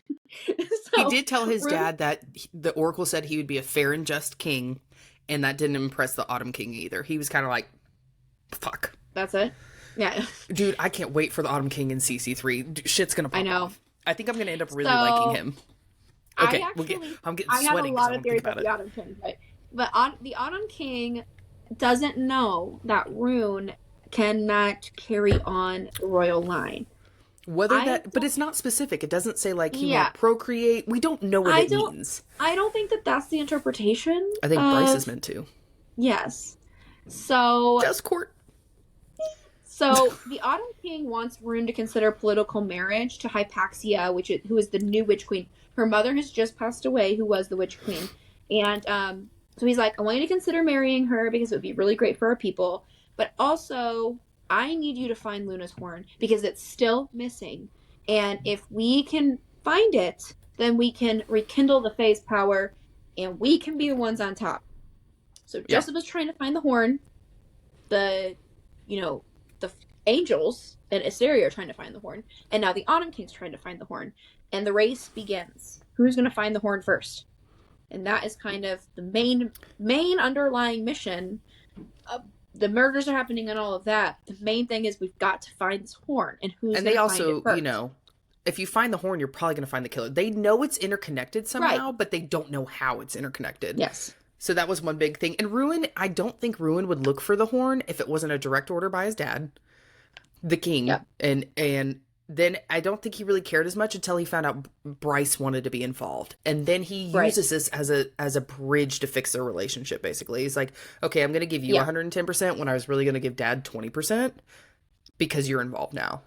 And Rune loves Bryce, and he regrets what he said. But he's such a dude, and he doesn't know how to move past it. So he's like, well, she'll forgive me if I just do her this solid. I'm going to help her out. And I also think that Rune and Bryce start to put things aside because Bryce is faced with heavy mortality that Rune has never had to face before because Rune is immortal. And he's very hard to kill. Bryce is, I think that how fragile she is shoved in Rune's face. And any of like the issues that he has with Bryce go out the window because that night he calls and is the one who really gets her out of trouble. The night that Danica passes away, he's like, you need to let her out right now. That's my cousin. Bryce takes this as you don't even want to be my brother. You're just going to call me your cousin. Like, but Rune is like, I'm trying to protect you. And so he's a good big brother. Because being the brother of Ruin or being the daughter of the Autumn King comes with strings. Yes, big strings. And Bryce doesn't want that. Yeah. Bryce doesn't want that. She doesn't want to take her dad's trying money. To protect her in the only way he knows how to. In 100 ways. Because also it's dangerous to be these people. Like, you have a target on your back from day one. And you're half human. Like, you're going to die. Yeah. Someone's going to kill you. Especially if you won't make the drop. Yeah, exactly. So in her search for the horn, like we said, Rune wants to help her. And so Bryce goes to Rune's house and they talk and he tells her the story of its origins. So we already talked about this, so I'll give you the very quick rundown. The horn was once in the possession of Peleus, who was the first Starborn prince, who used it to fight the demon hordes during the First War, some kind of weapon. To counteract its effects, the Star Eater, the demon prince of the pit, the 7th level of hell, used Peleus's blood to make a new demon, the Crystallos, which Bryce recognizes from that night. So the Crystallos is the demon that Bryce fought off that hit her, or that scratched her. When it comes into contact with her blood, it runs away. So that's very interesting to pay attention to. It's created with Peleus's blood. And it is the second that it marks her. It's like, ouch. Suspicious. Before he's killed, Peleus banishes the demons to hell, sealing the northern rift, but the horn is broken in the process. Rune thinks both the Crystallos and his own Starborn power call to the horn, meaning the horn is connected to the murders. So this is when things start to come together for Bryce. So that is... With Rune saying that the Starborn power calls to it, so he feels anything to do with Starborn power, anything to do with the horn, if you are Starborn, you gravitate towards the horn, and you will gravitate towards other Starborn power or anything that originates from that. So keep that in mind as you're reading this. God, she's so smart. Sarah's just so smart. I can't get over it. I know. Oh, the reread, I'm so glad I'm doing the reread because it really puts everything in perspective. So he feels drawn to these things throughout the entire thing. Yeah, and and obviously we already know this, but Bryce is his sister. But after everything happens, like, he feels very strongly that he needs to be with Bryce. He needs to be around Bryce. He needs to be protecting Bryce. He never really did that before. Like, Bryce was getting in a lot of trouble, and Rune wasn't there bailing her out every turn. All of a sudden, he starts doing that, and it's like, because she's the freaking whore. So those are kind of her tests, her allies, her enemies. This is at the end of the day a test for Bryce, both in that it is a test from Micah of, what's she gonna do when I give her this assignment, but also I think it's a test from the Autumn King to Rune to see what he's capable of and if he actually can find the horn. And through all of this process, Bryce has to approach the inner cave. She has been not doing so great. She's been going to some dance practice and doing okay, but she's not really faced the PTSD trauma of that night in the way that she should. The people. She doesn't even really talk to her friends. Well, her and Fury do not talk to each other at all anymore. Right. She's isolating. Yeah. You know what it reminds me of? A little lady named Nesta Arturo. But she's kind weird, of isn't it? isolating herself in this bubble, and she has to face this trauma as another body is found. So now this is 3 murders killed by the same person, and Hunt, Triple homicide. in this, as this comes out about this murder, Hunt uncovers that the angel that she saved the night that Danica was killed was Micah, and that he's known this all along, and that he's known about her, but she just doesn't remember him at all. Because she tried to find, she went to all the hospitals and med witches, and she's like, is there a hurt angel here? She was trying to find to see if he lived, because she's like, Danica's dead, Pack of Devils are dead. This has to mean something, that someone survived. I did something, and that she couldn't find that out for a long time, and then it was bitch ass Michael, or Micah. And so then, for Bryce, Hunt withheld this information from her, and so she's learning, like, Danica knew all this stuff she didn't tell me about. Hunt's not telling me things, and she's like feeling very betrayed, and so she storms off and goes to the White Raven, and she's like, fine, I'm just gonna go do something crazy. And she gets there, and the whole thing freaking explodes. So, not great. Second time the White Raven's gotten bombed. Some human rebels had bombed it, and on the bomb, they put an image of the horn. Interesting. Connection. Suspicious. So, Bryce is fine, but that could have been real bad because Bryce hasn't made the drop. So that could have been a real bad deal. Meanwhile, in Jessica's archives, Rune discovers that Prince Peleus, his wife and daughter, Thea and Helena, were also starborn. So the horn worked when the starborn poured light into it and can only be fixed by light that is not light and magic that is not magic. So he's learning that the horn can be fixed and that Peleus was not the only starborn. So there can be multiple starborns. The little context that you learn in CC2 is that the Starblade, like the starborn sword that Rune carries, it's fought over in kind of a tournament style deal by heirs, and whoever can wield it, is the starborn heir. But it seems that there were multiple starborn heirs in the past that were able to use this magic. Some of them more than others. It was in a cave, the Prince of Caves, and the Autumn King is kind of pissy at Ruin because the Autumn King went to try to retrieve it and he couldn't get it, but Ruin did. And so now that he's like, you got it, and you can't even do shit. Like, you can't even do a little sparkle of starlight. Right. Like, he's kind of an asshole, but it's because the Autumn King needs him. And he must know this. He must know. He knows. The Autumn King knows everything. Him and Jezebel. Period. So, while Rune is finding this out, Declan discovers that Danica was at Luna's temple on the night of the theft. So this, literally, it upsets Bryce a lot. Because this is the first lie that Bryce catches Danica in, to my knowledge. Yeah. And Bryce is so upset that she literally doesn't talk to anybody for 5 days after she finds out about this. That Danica was there, and the people that investigated the tape of the night that Danica was there was Sabine. And so Sabine has swapped the tape. In the first chapter, she talks to Danica about the horn, and Danica outright lies to her. Doesn't omit truth. She completely lies to Bryce. Now, she lies to protect Bryce. She lies for great reasons. Right. But we Bryce don't know is that. But we don't know that. And Bryce is extremely betrayed by, I would be too. This person that, you trust with everything has been lied to you. And now they're dead. They can't answer to their lies. And so Bryce is literally shocked. She's very shook by this. And so she kind of doesn't talk to anybody for a few days. And Hunt visits the Oracle. The White Raven, we have to go back to that one because still this entire time, Hunt thinks that she's a party girl. And when he's there, she's drinking a drink and kind of vibing or whatever. And he's like, what the fuck, basically. Grabs it, smells it. It's fucking water. Yeah. And he's like, And she's like, I haven't drank in 2 years, you fucking asshole.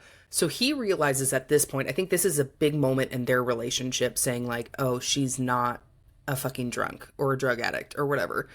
She's a wounded person. She's keeping up appearances, but she wants everyone to think night that. was so traumatizing that on the outside, she's drowning herself in drugs and alcohol and sleeping with a new guy every night. But on the inside, she's actually so traumatized by what occurred that she can't pick up alcohol or drugs or anything. Yeah, she can't allow herself to have fun either. No, she is still grieving, but to the outside world, she just puts on the mask because it's all she knows how to be. And mind you, Micah thinks she's that way too. So when he pairs them together, it's also safer. Yeah, it's way safer to be dumb. Yeah, honestly, yeah. So little by little, Bryce is surprising Hunt throughout this entire thing of who she really is. Yeah, and I do like that. But yeah, so Hunt goes and visits. She's not boring. She's not boring. But she's still fun. But she just can't. She's not the same. No. And anybody who could think that she would just be the same and nothing would change is crazy. No, her life does change. So, like, Hunt visits the Oracle for information. Ugh, I love this part. This reread, I was like, oh my God, I remembered it completely wrong. And is told to stay away from Bryce. And I think, did I quote that to you of what it was actually said? Because what everyone was saying online was not the same. Somewhere. Oh, here it is. Okay, when Hunt goes and visits the Oracle, she says to him that he reminds her of what was lost long ago. And so what was the Oracle referring to? I don't even know now. So reading both books, I think it's the prince that sealed the... Oh, yeah. Well, correct theories. We'll see. Also, she called him the Lord of Lightning, which I feel like anytime SJM gives someone the Lord of something, it's important. It's giving Cassian, Lord of Bloodshed. She also says, and it's not that Bryce is going to be the death of you. It is, quote, do yourself a favor and keep well away from Bryce Quinlan. She does not say anything about that Bryce is going to kill. And that's what I kept seeing circulated online. And I guess, it's like the thing that gets implanted in your brain. And then that's what you thought it was. So on that reread, I felt like those things that she said and the things how she kept talking about with Hunt was, your name is Orion, the Hunter, Lord of Lightning, etc., etc. That is a very pivotal moment for later. I don't think in book 1 or book 2. This is going to be for book 3 or book 4. So, and then she keeps asking Hunt do you want to know what happened with Bryce? And he's like, no, I don't, which I says a lot to his character. And then she keeps asking him, do you want to know your future? And he's like, no, I don't. So I did like that because that's so tempting to say yes. Because he is finding all these things. Than I could ever have. I mean, I would be everything. Like, I'll sit here all day with you. Tell me everyone's fortune. I want to know it all. So after he leaves, he talks to Bryce about it. And Bryce is like, well, I'll tell you. And so she tells him that she went and visited the Oracle when she was 13. Something very popular Fae did. And a long time ago, it was a huge ceremony that they did it. And now they kind of just did it for marriages and pairings and what they thought like their kids' jobs should be. So it's just kind of like, we're Fae, we do this. But it used to be much bigger, which I think is important. And then when she was 13, she blinded the Oracle. Suspicious. And then the Autumn King was like, screw you. Peace out. Which we kind of mentioned earlier, that he was like, you're a waste. Because he wants somebody who's going to do something great. Which now he has Ruin, who's like, you're going to be a fair and just king. What he thinks the Oracle said. And then Bryce, where it's like, the Oracle was screaming, and I snuck out a back door. And you were left there, not knowing what to do at 13 years old. That's fucked up. Yeah. Craziness. So, the theory that I have with this is that the Autumn King knows everything. Oh, and that he doesn't cast Bryce out because he's like, wow, you blinded the Oracle, so you must be worthless. I think he puts distance between himself and Bryce because he knows what her fate is. And the closer that she is to the politics of Lunathion, the more danger she's in. Do you think he knows that he knows what she is? See, I think so. I don't know. I think so because I think that him putting her out with Ember somewhere where the Asteri won't notice her. I don't think he's a friend of the Asteri. I don't think so, and he knows he's not. And so I think that if she is in Lunathion, if she is with him, she cannot avoid them. That is problematic. Because you think he's protecting her? She can't control. I think he's protecting her. I think he does have love for her. I think that he's hard on Rune because I think he knows this. You're not the Starborn heir. Like, you are not it. You do not have the powers. Do you think he's trying to figure out how to do all of this without Bryce? I think he loved Ember. I think he truly loved Ember, and the way they talk about the relationship, they're like, oh yeah, these Fae will bring in females or whatever, and then cast them out. I think he truly loved Ember. He realized what happened. He doesn't give me those vibes that he would just like bring some lady in. That's not really. Yeah, he doesn't have time for it. He has all this collection. He's trying to figure out all these things. So then, so to back up your theory of the protection, he sends her off to live out in the country and raise their daughter, and it was like, do not, like, we can't have a relationship. But then Bryce really wants one, so she's like, okay, let's see what we can do. And then he realizes, oh shit, she is in game. We need to. Ruin, you're going to have to take up the mantle as the male. Is it really a coincidence that her stepdad is a sharpshooter? Is it really a coincidence? We like Randall. Is it really a coincidence? Randall. I have no doubt that Ember and Randall love each other, but I feel like it was that on purpose. Like, how many humans in this universe where humans are slaves know how to use a rifle? And he just can. And he teaches Bryce. Well, he was in the military. Why would you teach your kid? Yeah. So he went in the military. Why would you teach your kid that? So good. So I will say this does make sense. Okay, so I'm going to go down this rabbit hole with you real quick. This does make sense because she kind of gets cast out. Ruin gives her money to go to her mom. And she's all crying. Mm-hmm. She's upset. She's like, no one loves me, blah, blah, blah. Ember feels comfortable enough to call the Autumn King, who is supposed to be like one of the most powerful people on the planet right now, and bitch him out. That's a good relationship. Even as like a mom, if this is such a political hierarchy and power hierarchy, a human would not call. She'd be like, yeah, he is a piece of shit. But she wouldn't make the phone call to be like, you need to fucking fix it. Or like, what the fuck is wrong with you? If he was bringing in women every other week, you would think he'd have 100 bastards. He has one. Yeah. And I think he's, at the beginning of the book, when we first get a glimpse into the Autumn King, he is cold. He is distant. He lost his love in Ember. And that would make sense. If he had to cast out the love of his life, you would become a cold human being. But he's so involved in the gadgets and the gizmos, and he's searching for something. And then, he's trying to use Rune's star power to power something, and he's like, this isn't working. I think he's trying to keep, Bryce out of it, but he knows he's going to have to bring her in. It's inevitable. I think that the inevitable is throwing a glass spoiler. I think that the reason that he holds Bryce at arm's length is because nameless is my price. I think that Bryce is going to have to make an ultimate sacrifice for her people. And if I was the Autumn King and my daughter, who is my truest heir, she's just like him in every way. She's ruthless. She is witty. She's cunning. She's more fox-like than anything. She's nothing like her mom. She's not this nurturing, mothering person. No. She can't cook. It's not her. She can barely keep herself alive. That's not her vibe. The reason why she works for Jezebel is because the Autumn King called in a favor. Yeah. I think that her entire life has been set up for her by 3 individuals. The Autumn King, Danica, and Jezebel. Absolutely. And I think that those three individuals know more and I think they're all looking for the horn for the same reason. I think the Viper Queen also has some ties there, but when it comes to the Autumn King, I think that he is keeping her at arm's length for her safety and for his own emotional safety. Because if he gets close to her, if he gets close to her, and then I guess it's like if I do this, I don't know. I can do it twice. My ADHD's If like, he gets, I want balloons. if he gets close to her and then she has to die for her people, that sucks.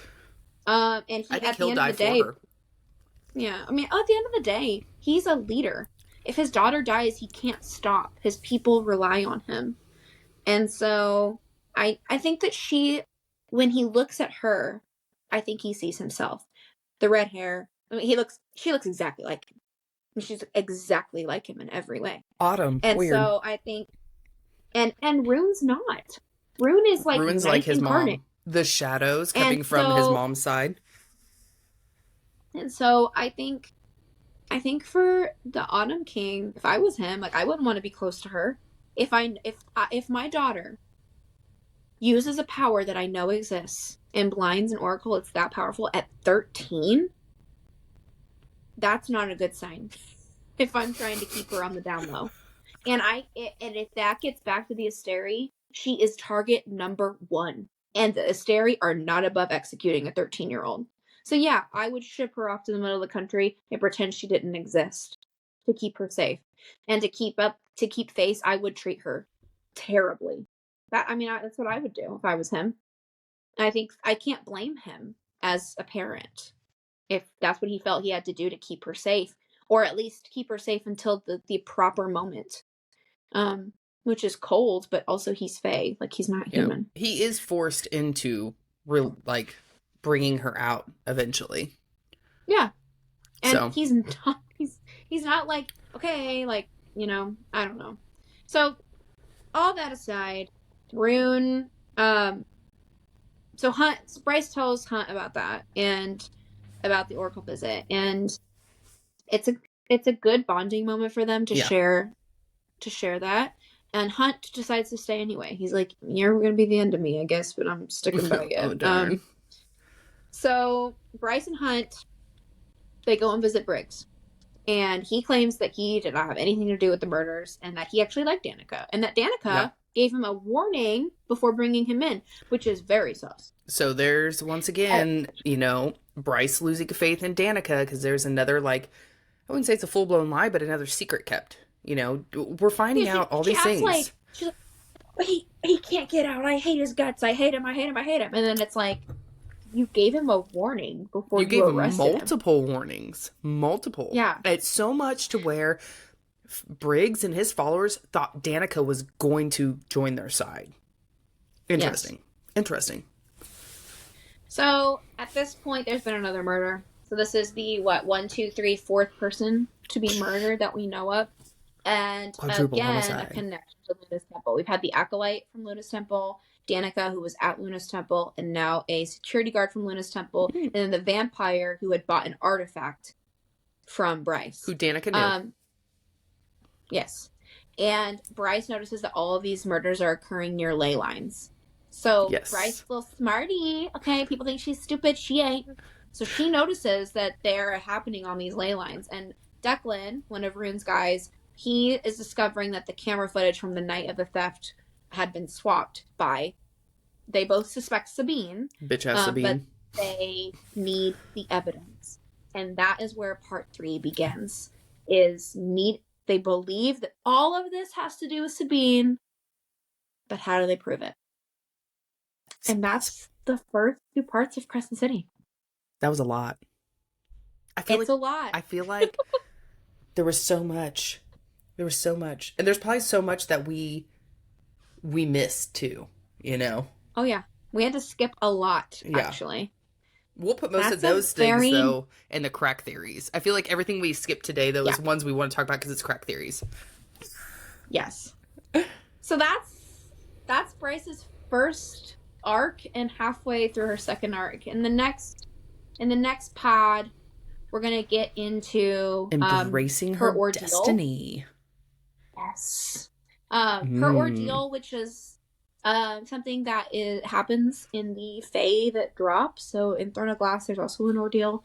And in Crescent City, there's an ordeal. But literally, in the hero's journey, I don't think it's a coincidence. There is a pivotal moment in a hero's cycle called the ordeal. So we're going to cover Bryce's ordeal, her seizing the reward, and her road, back home, back to herself, and her atonement, and the kind of wrapping it all up in a pretty bow. And we'll kind of talk about how that sets us up for Crescent City too. It's a lot. This is a long episode. I think once everybody has the sheets to follow along, it's going to make so much more sense. I wish I would have had this. Yeah. Yeah, for real. So I think we'll have some spoiler-free ones for the Massiverse, but the ones that have spoilers, if you've read the whole Massiverse, I think that when you look at Crescent City in the greater context, everything starts to just fall into place. Mm-hmm. And I didn't read Tog before I read Crescent City, but now that I've read Tog, I'm like, oh my gosh, everything is connected. So that's Bryce's journey from party princess to private investigator. Zootopia. Zootopia fanfic, part 1. Everyone who's not a parent who has not watched Zootopia about 50,000 times is like, what the fuck is that? Well, you don't need to, because you've listened to this podcast. We've given you Oh, I will say, the one thing I did want to talk about real quick. In this beginning part, Micah does ask Bryce out, and she tells him no. That's it. Which is very, very funny. Even her, mortal enemy is like, let me smash. Just one smash. Can I smash one time? Just once. She's just hot. She's just hot. All right. Well, folks, that's it for the first Crescent City 1 recap. I can't believe we did it. So join us next week for Crescent City 1 Part 2. And then we will have 2 parts for Crescent City 2. Really looking forward to diving into that one because it's so freaking good. Mm-hmm. Ruin Danon. Crown Prince of Alpine. Every time I hear the music in my head. And I finished my Diet Coke real hard stuffed here tonight. You didn't even... in my household. I got the cheapy cupcake left over from Christmas. Woo! That does not happen in my family's household, so Diet Coke. PK. Yeah. The ones who know.